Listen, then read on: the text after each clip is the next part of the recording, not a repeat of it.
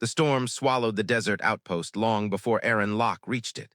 Winds roared like a living thing, hurling sheets of burning sand against her armor as she fought her way up the ridge. The message beacon had activated only once, one desperate, broken pulse, before going silent. A distress signal this deep in the Kell Rift was never good news. Someone out here had run out of time. Erin crested the ridge, breath fogging her visor, and froze. The outpost was gone. Where a small research station should have stood, there was only twisted metal half buried in crimson sand. Smoke trailed upward in thin, dying ribbons. Something or someone had torn straight through the reinforced walls. Her pulse quickened. She moved forward, rifle raised, navigating debris. No bodies, no signs of struggle. Just collapse and silence, the kind of silence that meant whatever had happened, happened fast. A flicker of motion, a shadow sliding behind a fallen column. Erin pivoted. "If you're alive, speak, I'm here to help." The wind answered with a howl, then a soft, trembling cry. A child. Erin lowered her weapon and followed the sound, heart pounding. Behind a shattered coolant tank, curled into herself, sat a young girl no older than 6. Blue skin dusted red with sand, pale hair tangled, eyes wide with terror. "Hey," Erin said gently, kneeling. "I'm not here to hurt you." The girl flinched, backing into the wall. "It's okay," Erin murmured. "I'm with search and rescue." "What's your name?" The girl hesitated, then whispered, "Lyra." "Lyra, can you tell me where the others are?" The child's throat bobbed. She lifted a shaking finger toward the canyon beyond the outpost. "They took my mother." Erin felt the bottom drop out of her stomach. "Who took her?" Before Lyra could answer, the ground rumbled beneath their feet. A shockwave. Erin grabbed the child, rolling behind cover just as a blast of energy tore through what remained of the station. Sand lifted in a searing wave as a sleek black dropship descended through the storm, emblazoned with a symbol Erin recognized instantly. The crest of House Vale. A royal insignia. A forbidden one. Her visor flickered with warnings. The ship landed heavily, its side door slamming open. Soldiers in obsidian armor poured out like a dark tide, weapons ready. Erin held Lyra close, whispering, "Stay quiet." But something in the storm changed. A presence, a weight. A shift in the air that made Erin's skin prickle under her armor. Someone stepped out of the dropship. A woman, tall, lithe, her skin a deeper sapphire than the child. Her eyes glowing with a fierce, unnatural luminescence. Regal posture, battle-worn armor, metal dusted across her cheekbones like war paint. She didn't move like a commander. She moved like a storm given shape. Her gaze swept the wreckage. "Find the girl," she ordered, voice low, melodic, but carrying a threat sharp enough to cut bone. "She cannot vanish again." Lyra buried her face in Erin's shoulder. "That's her," she whispered. "That's the one who took my mother." Erin's breath stalled, the royal crest. The soldiers, the cold, efficient cruelty in that woman's voice. This wasn't a rescue mission. This was a hunt. Erin checked her rifle's charge, half depleted. Not ideal, especially not against an entire strike team. But she wasn't giving up a terrified child to whoever this war-born queen was. She leaned closer to Lyra. "I'm going to get you out, I promise." But the storm shifted again. The woman lifted her head, eyes narrowing, focusing, sensing something through the chaos. Her gaze locked directly onto Erin's hiding place. Erin's blood turned to ice. "Come out," the woman called. No anger, no force, just certainty. "I know you're there." Erin tightened her grip on Lyra. 3 seconds, the woman continued. "Then I come to you." And Erin understood something in that moment, something terrifying. This woman wasn't powerful because she commanded soldiers. She was powerful because the soldiers were nothing compared to her. Erin rose slowly, stepping into the storm, shielding Lyra behind her, rifle raised. Her heartbeat hammered against her ribs, but she refused to back down. The woman tilted her head ever so slightly, curious. "A human," she murmured. "How unexpected." Erin kept her voice steady. "Let the girl's mother go." A pause, the woman's lips curved. Neither cruel nor kind, but dangerous. "She's not my prisoner," the woman replied. "She's my sister." Erin's grip faltered. Lyra's breath hitched behind her. The woman took one step forward, sand swirling around her feet. "And you," she said softly. The first blast hit before Erin could even breathe. A soldier fired, bright violet energy slicing through the storm. But Erin was already moving, diving back behind a collapsed support beam with Lyra shielded beneath her. The shot scorched the metal inches from her face, heat searing her cheek. The air exploded with noise, shouts, gunfire, the metallic thud of armored boots spreading out through the ruins. Erin's heart hammered, but her mind stayed cold, precise. Training took over. She checked Lyra wide-eyed, trembling, but unhurt. "Stay low," Erin whispered. "Don't move unless I tell you." Lyra nodded, clutching her shirt with tiny, shaking fingers. Another blast tore through the wreckage, sending shards of twisted metal raining down. Erin pushed the child against the wall, shielding her from the debris. Then she peeked. The soldiers were advancing in a fan formation, clean, disciplined, methodical. Too methodical for a simple extraction team. They weren't here to retrieve a family. They were here to eliminate witnesses, and their queen. Erin's gaze sharpened. The woman wasn't moving with them. She stood perfectly still in the storm, hands clasped behind her back, watching the chaos with an unsettling calm. Sand spiraled around her as if drawn to her presence, swirling in unnatural patterns. She wasn't giving orders. She wasn't shouting. She was simply observing like a predator waiting to see how the prey would run. Erin swallowed hard and fired a controlled shot. The nearest soldier dropped instantly. "Human contact!" Another shouted. Blaster fire lit the storm. Erin ducked back into cover, lungs burning. She was outnumbered 5-1. Even with training, even with precision, this wasn't sustainable. She needed an exit. She scanned the battlefield. There, half buried beneath a collapsed antenna, was a maintenance hatch leading into the old subterranean cooling tunnels. If they could reach it, they could disappear long enough to regroup. But it was 30 meters away across open ground. And the Queen was positioned directly in line with it. Risky, deadly, necessary. Erin took a steadying breath and turned to Lyra. "Can you run?" she asked. The girl hesitated, then nodded. "Good. When I say go, you sprint to that metal panel over there. See it?" Lyra leaned forward, squinting through the storm. "The one under the pipes." "Exactly. Get inside and keep going as far as you can. I'll be right behind you." The lie slid off Erin's tongue before she could stop it. Lyra's eyes shimmered. "You promise." Erin forced a smile she didn't feel. "I promise." Another barrage of energy bolts slammed into their cover. Metal screamed. Erin flinched. Time was running out. She primed her rifle, breath deep, and... "Go!" Lyra darted out, small feet kicking up sand. Erin rose from cover, firing rapid shots to draw attention. 3 soldiers pivoted toward her. She hit one center mass, winged another, dropped a third with a headshot that split the visor. The storm raged. Sand blinded. Lyra ran. And through it all, Erin felt the Queen's gaze, unwavering, calculating, tracking not Erin, but the child. As Erin fired again, trying to break that line of sight, the Queen moved for the first time. A single step. Deliberate, fluid, almost graceful, her hand lifted. Her fingers curled. An invisible force surged through the air like a shockwave. Erin's weapon was ripped from her grasp as if by a giant hand. It skidded across the sand, vanishing into the debris. Erin's breath caught. Telekinetics. That explained the unnatural storm patterns, the strange pressure in the air, the confidence. The Queen's voice cut through the chaos, calm, unhurried. Impressive aim, human but futile. Erin didn't answer. She threw herself after Lyra, legs burning as she sprinted through the storm. The Queen watched, head slightly tilted. There was no hatred in her expression. No fury, only a quiet certainty. "You cannot outrun me." Erin didn't need to. She just needed to buy the girl 5 more seconds. Lyra reached the hatch, tugging desperately at the panel. Erin pushed harder, faster. A sudden surge of pressure slammed into Erin's back, hurling her to the ground. Sand filled her vision. Her chest burned.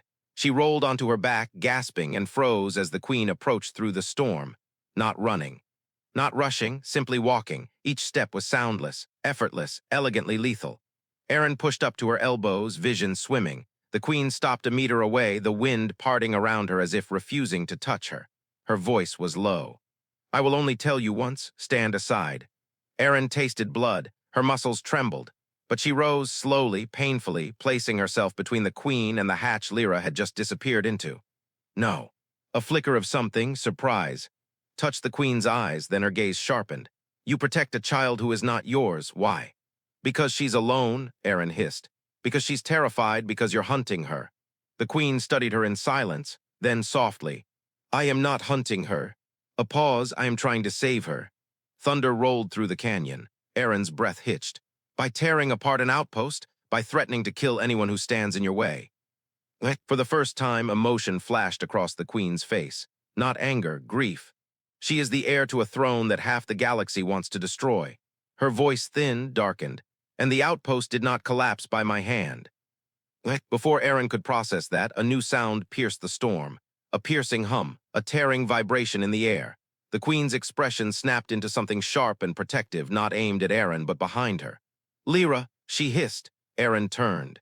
The ground split open a few meters away as a rival assault craft erupted from beneath the sand, its drill-like prow spiraling with molten heat. Not House Vale, something far older, far worse. A symbol scorched onto its hull burned like a brand, the mark of the Pale Sovereign, the Queen's face drained of all calm. They found her. Soldiers poured from the craft, white-armored, masked, silent. Pale Sovereign agents, assassins. Erin's stomach dropped. She had just... The assassins moved with a terrifying synchrony. Silent, white-armored phantoms cutting through the storm in a formation too precise to be human. They fanned out around the drill craft, weapons glowing with pale, unnatural light. The Pale Sovereign didn't send soldiers. They sent executioners. Erin's pulse thundered in her ears, but the Queen beside her stood unnervingly calm. Her sapphire skin glowed faintly in the roiling storm, eyes narrowing with an emotion Erin couldn't decipher, fear but sharpened into fury. "She's in the tunnel," Erin said quickly. "They'll reach her in." "I know," the Queen cut in, gaze fixed on the assassins. "They always reach the children first." A chilling sentence. Before Erin could ask what that meant, the assassins charged. No battle cry, no shout, just sudden explosive motion. Erin dove sideways as the first volley tore through the sand where she'd been standing. The Queen lifted her hand, and the storm itself seemed to twist around her, spiraling into a vortex that deflected the incoming blasts with a hiss like burning metal. Telekinetic shielding, not just strong, masterful. But Erin didn't have powers. She had instinct, speed, and a knife she prayed would be enough. She slid behind a half-collapsed pillar, drawing the blade as another assassin lunged. A white mask, blank and expressionless, flashed in front of her. He moved fast, too fast. Erin barely ducked the energy blade that sliced through the pillar like butter. She rolled, came up behind him, and drove her knife into the joint where armor met rib. The assassin jerked, stumbled, and didn't scream. He simply turned his head toward her, mask shifting like liquid porcelain, reforming itself. Erin's blood went cold. "That's not normal," she muttered. "Nothing about the Pale Sovereign is normal," the Queen said sharply, suddenly beside her. Erin flinched. "How did you?" "I moved. You moved silently. Should I have announced myself? That would have been nice." The Queen blinked at her, genuinely confused by the concept of warning someone before appearing behind them. But there was no more time to complain. The assassins regrouped, shifting their formation to encircle the two women. A coordinated kill box, the Queen stepped forward. "Stay behind me, human." "No," Erin snapped. "I don't take orders." A blast ripped past her face so close it burned her cheek. She stumbled, sand blinding her eye. The Queen's arm shot out, dragging Erin behind her with unexpected force, strong enough to bruise. "Stay," the Queen growled. There was no condescension in her voice this time, only urgency. Erin swallowed hard. "Lyra. The child in the tunnel, if the assassins reached her." "Fine," Erin whispered, "but only because the kid comes first." The Queen didn't reply. Instead, she stepped into the open, the storm bending around her like a cloak. Her eyes burned brighter, glowing with an inner radiance that turned the raging desert into a stage for something ancient. The assassins paused, just a fraction, just long enough for Erin to feel a new kind of fear, not of them, of her. One assassin broke the stillness first, charging with a spear of pale light. The Queen lifted her hand, just a small gesture, and the wind erupted. A shockwave blasted outward. Sand spiraled into a cyclone. The assassin slammed into the ground 10 meters away, armor cracking like ceramic. Erin stared. "Okay," she breathed, "that's new." "I held back before," the Queen said quietly. "I will not hold back now." The remaining assassins rushed her. She moved like a blade, each gesture precise, each motion silent. She stepped into their attacks with impossible control, redirecting energy strikes with a tilt of her wrist, sending bodies flying with flicks of her fingers. Armor shattered. Masks cracked. Sand exploded upward in violent plumes. She wasn't fighting. She was dismantling them. Erin had seen experienced soldiers, hardened mercenaries, even enhanced fighters, but she had never seen anything like this woman. It wasn't brute power, it was mastery, and yet, as Erin watched her carve through the assassins, she saw something else in the Queen's movements, a desperation she hid under flawless precision. She wasn't battling to win. She was battling to reach the tunnel. "Go," the Queen shouted without turning. "The child." Erin didn't hesitate. She sprinted through the chaos, vaulting debris sliding under a fallen beam. Her lungs burned, her legs screamed. But she didn't stop until she reached the hatch. She ripped it open. Lyra. The tunnel echoed, silence, then small footsteps, a trembling voice. Erin. The girl appeared from the shadows, tears streaking through the dust on her face. Erin nearly collapsed with relief. "It's okay," she said, scooping the child into her arms. "I've got." A metallic shriek tore through the tunnel. Erin froze. Another assassin dropped from the ceiling like a ghost, pale blade igniting with a whisper. Too close, too fast, too late. Erin twisted, trying to shield Lyra. The blade never reached them. A violent crack of displaced air thundered through the passage, followed by a flash of blue light. The assassin's body hit the wall with enough force to crater it. Erin blinked, stunned. The queen stood at the tunnel entrance, chest rising with heavy breaths, eyes burning like twin suns. But this time she didn't look composed. She looked terrified, her gaze locked onto Lyra. "Are you hurt?" Lyra shook her head, then, hesitating, whispered, "Aunt Kaelin." Aunt, not queen, not captor, family. The storm outside faded to a dull roar as Kaelin, because Erin could no longer think of her as just the queen, slowly approached, her expression torn between relief and anguish. Erin felt Lyra tighten her arms around her neck. The child trusted her now, not Kaelin, not fully. Kaelin stopped a few steps away and knelt, voice soft as she said, "Lyra, your mother is alive, but she is in danger. I swear to you, I am here to bring her back." Lyra stared at her aunt, lower lip trembling. "Mom said the pale sovereign would come for me. He did," Kaelin's jaw clenched, "and I will kill him for it." Erin swallowed hard. This was no simple royal drama. This was a war centered around a child, and Erin had just stepped into the middle of it. Kaelin turned to her, eyes sharp, voice steady again. "They will send more," she said. "Stronger ones. The sovereign does not lose gracefully." Erin nodded, tightening her grip on the girl. "So what do we do?" Kaelin rose to her full height, storm swirling around her like The storm had broken by the time they reached the canyon's edge. What remained was a bruised sky and a jagged horizon glowing faintly with embers from the wreckage below. Erin carried Lyra against her chest, the girl's small fingers still clutching her collar in shaking hooks. Kaelin moved ahead of them, her steps silent, eyes sweeping the terrain with predatory precision. They stopped beside a steep rock face marred by claw-like fractures. Kaelin pressed her palm against the stone. A faint blue sigil pulsed beneath her touch, ancient and intricate, woven with patterns that reminded Erin of constellations seen through frost. The rock trembled, then slid open like a curtain of dissolving sand, revealing a narrow chamber lit by dim azure crystals. "A vault," Erin asked. "A sanctuary," Kaelin corrected. "Built long before my time. We hide here only until I can call a ship that won't be intercepted." Erin stepped inside, Lyra still in her arms. The chamber was shallow but surprisingly warm, its walls breathing faint waves of heat like a living creature. Kaelin sealed the entrance with a quiet hum and turned to face them. As the silvery blue light traced her features, Erin saw it clearly for the first time. Kaelin was exhausted, not physically. Physically, she looked untouchable, every movement controlled, every breath deliberate. But her eyes carried a grief and urgency so heavy it pulled shadows across her face. Lyra peeked over Erin's shoulder. Is my mom really alive?" Kaelin knelt before her, movement slow, deliberate, like she feared the child might bolt if she moved too quickly. "Yes, darling," she whispered. "Your mother is alive." Lyra's eyes filled. Why didn't she come back? Kaelin's throat tightened. Erin saw the flicker, pain, guilt, the fracture of someone who'd been holding too much for too long. "She couldn't," Kaelin said softly, "because she tried to stop the sovereign from taking you, and he punished her for it." Lyra clung tighter to Erin, burying her face in her shoulder. Erin's jaw clenched. "So the pale sovereign wants the girl alive," she said quietly. "Why?" Kaelin's gaze lifted, sharp, dark, razor-edged. "Because she carries something he has been hunting for centuries." Erin felt her spine prick. "What?" Kaelin rose, a slow exhale leaving her lungs. "A birthright," she murmured.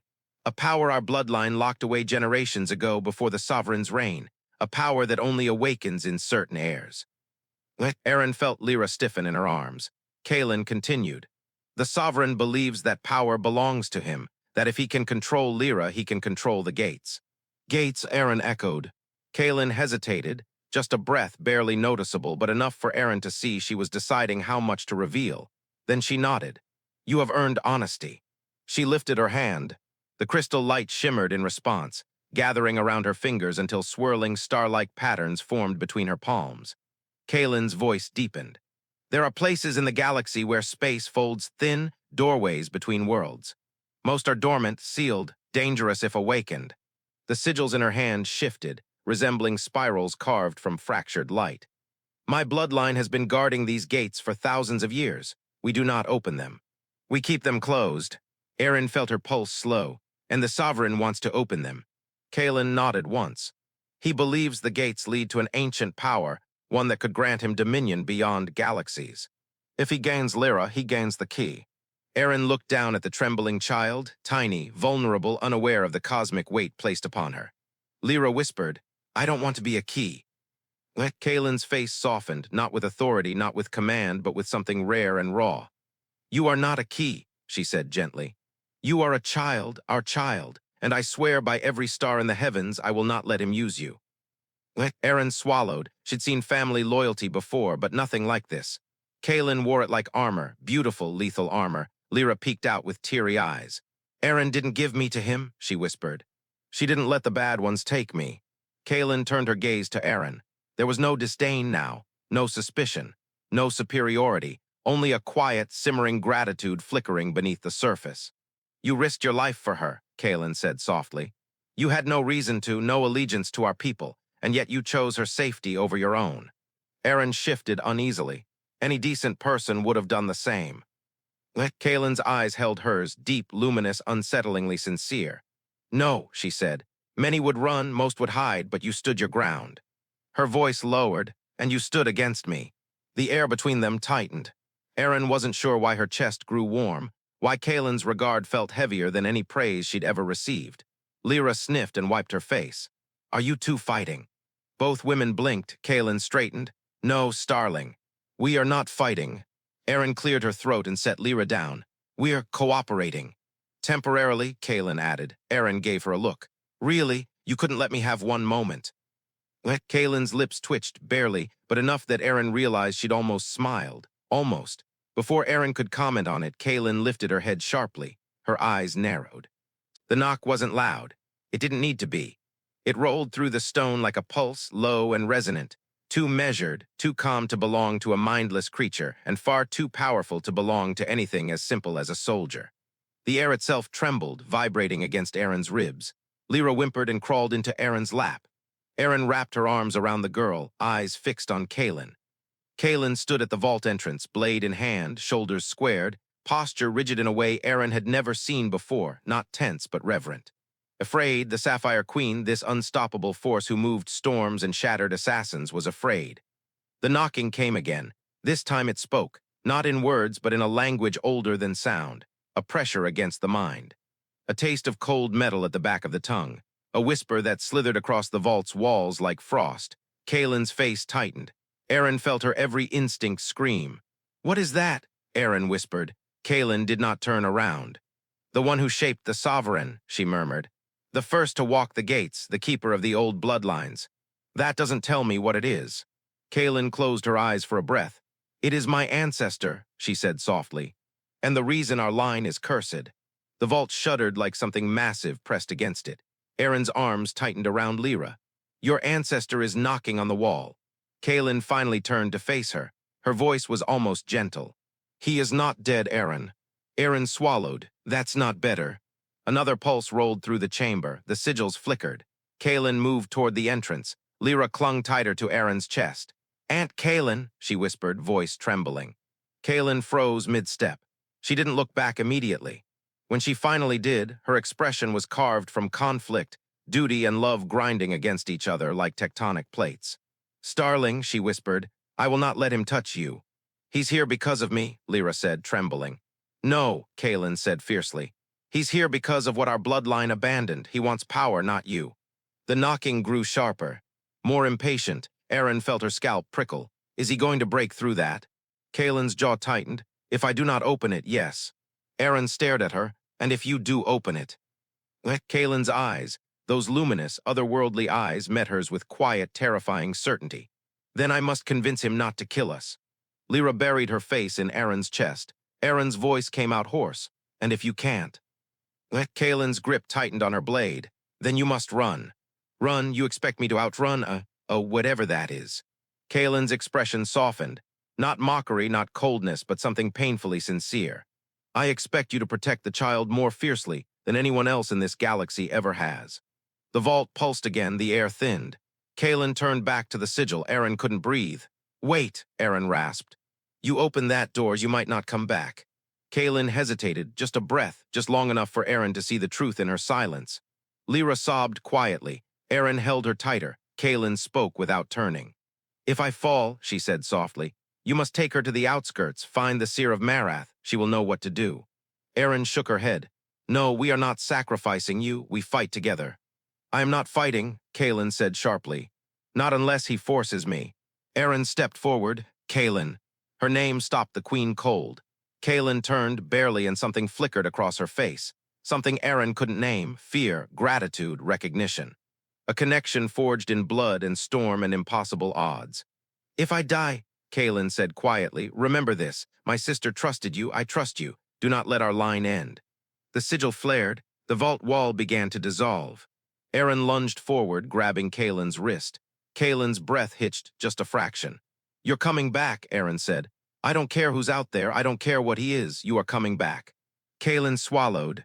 Something like warmth flickered in her eyes, something dangerously close to hope. I will try, she whispered. The wall vanished, and everything in the universe went silent. A figure stood on the other side, not monstrous, not mutated, not grotesque. A man, if he could be called that. Tall, still. Clad in cloth the color of bleached bone, skin pale as starlight, hair silver and drifting like strands suspended in zero gravity. Eyes closed, he didn't breathe, he simply existed. And the vault bowed around him like space itself bent to his presence. Kaelin exhaled shakily. Ancestor, she whispered. The man opened his eyes. Erin felt every nerve in her body freeze. They weren't eyes. They were voids, rings of collapsing galaxies, spiraling slowly, pulling thought into gravity wells deeper than death. His voice flowed like cold wind through hollow stone. Kaelin Vale, he murmured, last keeper of the locked gates. Kaelin bowed her head. Erin felt Lyra trembling uncontrollably in her arms. The man's focus drifted past Kaelin, past the vault, and landed on the child. The air grew colder. Older, bring me the girl, he said softly. Each word a blade wrapped in silk.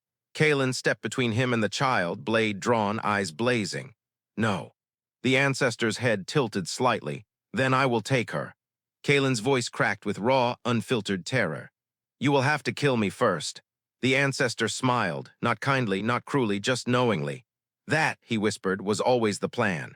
The vault screamed as he stepped forward, and Kaelin moved first, not out of confidence, not out of strategy, but out of pure, primal necessity. The ancestor's presence pressed the world inward, crushing sound, thinning air, bending the vault's light into strange, trembling shapes. Lyra let out a strangled cry, burying herself against Erin as Kaelin launched forward in a blue-lit blur. Her blade met the ancestor's open hand. No resistance, no clash. Just his fingers closing gently around the weapon's edge, like someone examining a curious, harmless object. The blade's metal screamed as cracks spiderwebbed through it.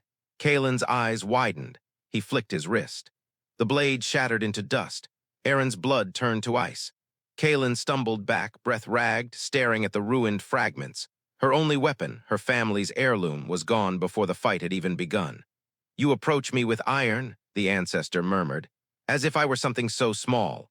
Kaelin's jaw trembled. I will not let you touch the girl. The ancestor floated forward, feet not quite touching the ground, pale robes shifting with movements that did not match his body. You misunderstand, he said softly. I do not need to touch her. I need only claim what sleeps inside her. Erin felt Lyra tense to the point of shaking. No, Kaelin whispered. You will not take her power. You will not take her life. For generations, the ancestor continued, your line failed me. You sealed the gates, chained the realms, defied your purpose, but the child. His head tilted, void eyes gleaming. She is unshaped, untethered. Pure young blood, she will open what you closed. Over my dead body, Kaelin hissed. That, he said calmly, is what you offer. He raised a hand. Kaelin barely had time to move. A pulse of force slammed into her chest, hurling her backward. She hit the far wall with a crack that echoed through stone and bone. Erin lurched as Kaelin collapsed to her knees, choking for breath. Lyra sobbed, clinging to Erin's armor. Erin grabbed her tighter and shouted across the chamber, "Kaelin, get up." But the ancestor was already hovering toward them, robes trailing like drifting ash. Erin's heart thundered. There was no weapon here, no escape route. No way she could outrun a creature who walked between galaxies. Her instinct screamed. Run, her body whispered, fight. Her soul said, protect. Lyra shook violently in her arms. Erin forced herself to breathe. Kaelin dragged herself to her feet, barely, blood at the corner of her mouth, hair disheveled, sapphire skin bruising dark along her jaw. She pushed off the wall and staggered forward. "Ancestor," she rasped. "If you kill me, the line ends. You cannot risk that. You need me alive." The ancestor paused, only a fraction, but enough. Kaelin swallowed pain. "Take me instead." The world froze. Lyra lifted her head, eyes wide and wet. "Aunt Kaelin, no." Erin felt her chest constrict. The ancestor studied Kaelin with unreadable stillness. "A trade." "A bargain," Kaelin whispered. "I offer myself in her place." "You offer nothing I desire." A cold smile. "She is the gate, you are the lock, locks break." Erin snapped. She didn't think, didn't plan, didn't weigh outcomes. She stepped forward, placing herself between the void-eyed monster and a terrified child. "You're not touching her," Erin growled. The ancestor turned his gaze to her. Erin felt reality warp around her, her vision twisted. Her knees buckled. Her lungs seized like invisible fingers tightened around her throat. Her body screamed to collapse, but she stayed standing, barely. The ancestor spoke as if addressing a curious insect. "You are human." A pause, fragile, finite. Another slow, curious tilt of the head, and yet unruly. Erin couldn't breathe, but she glared back anyway. Kaelin stared at her as if seeing her for the first time. The ancestor extended 2 fingers, air sharpened around Erin's chest. Kaelin lunged, not with a blade, not with a weapon. With her bare hands, raw power flaring through her in a blaze of blue starlight. She slammed into the ancestor with a cry that tore from somewhere deep and ancient inside her. The vault erupted in blinding light as Kaelin drove her power into him, every shard of fury, grief, love, and terror unleashed in one desperate strike. The ancestor staggered, for the first time. His robe cracked like brittle stone. A fracture of light split across his chest. He looked down at it, surprised, then angry. He raised his arm to obliterate her. Erin moved again. She didn't know why she did it, didn't know how she did it. Didn't know what part of herself she threw forward. Instinct, maybe, or something older. She grabbed Kaelin's arm and yanked her back, just as the ancestor's blast scorched the stone where Kaelin had stood. The force hit the vault, ripping cracks through the ceiling. Sand poured in from above, light sputtered. Kaelin gasped, stunned, shocked. "You," she whispered. "You moved through his field, no one moves through his field." Erin didn't answer. She didn't have breath to. The ancestor stepped forward, fury chilling the air. This has gone on long enough. The vault groaned, the sigils dimmed, the space trembled under his rising power. Erin tightened her grip on Lyra. Kaelin braced herself for a final, impossible stand. Lyra whispered something against Erin's chest. At first, Erin thought it was fear, but then the sound grew, soft, harmonic, trembling with strange resonance. A word. A word in a language Erin did not know. A word that vibrated through the vault like a song.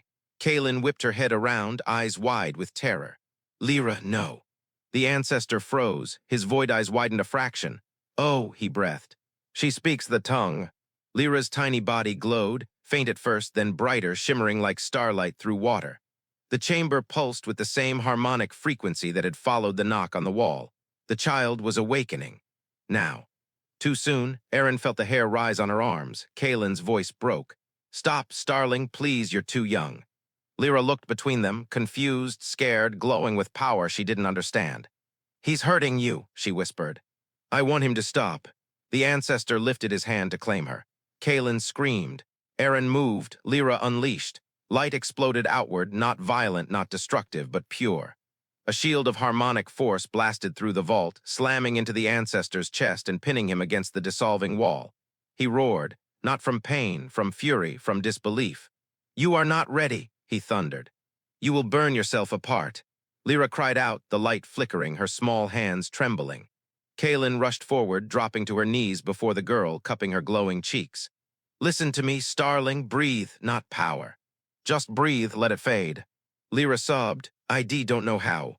Erin knelt too, wrapping her arms around both Kaelin and the girl. "You're not alone," Erin whispered fiercely. "We're right here, both of us, just breathe with us." 3 breaths, 1 terrified child, 1 broken queen, 1 trembling human. The light dimmed. Lyra's small body shuddered, then went limp in Erin's arms, unconscious but alive. The ancestor slammed against the far wall as the harmonic wave dissolved. Cracks split across his form. His shape flickered like a dying star. He stared at them, at Lyra, with something almost resembling awe. "This," he whispered, "is not the end."